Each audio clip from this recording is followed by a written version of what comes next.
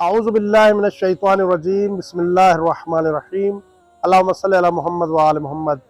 मोमिन किराम, दुनिया में मौजूद हर शख्स ये चाहता है कि वो साहिब औलाद हो और उसके इस दुनिया से चले जाने के बाद उसकी औलाद इस दुनिया में बाकी रहे और उसके लिए उसकी वो औलाद दुआएं करे और अल्लाह ताला उसकी मग़फ़िरत फरमाए।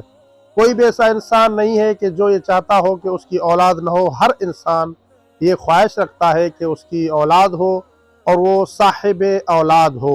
लेकिन दुनिया में अल्लाह ताला का एक कानून है कि जिस कानून की वजह से अल्लाह रब्बुल इज़्ज़त कुछ लोगों को औलाद अता करता है और कुछ लोग इस दुनिया से बे औलाद चले जाते हैं।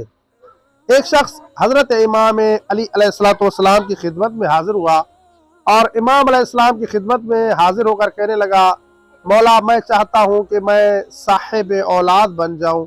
मौला मेरी कोई औलाद नहीं है, मेरे यहाँ कोई बेटा नहीं है, बेटी नहीं है, मैं चाहता हूँ कि साहिब औलाद बन जाऊँ। तो अमीर अल मोमिनीन अलैहिस्सलाम ने उस शख्स से फरमाया कि अगर तू साहिब औलाद बनना चाहता है तो सबसे पहले तू एक चांदी की अंगूठी बनवा, चांदी की अंगूठी बनवा और उस चांदी की अंगूठी में फेरोजे का नगीना डाल और उस नगीने में कुरान मजीद की ये आयत करीमा लिख, रब्बे ला तज़रनी फर्दन व अंत खैरुल वारिसीन।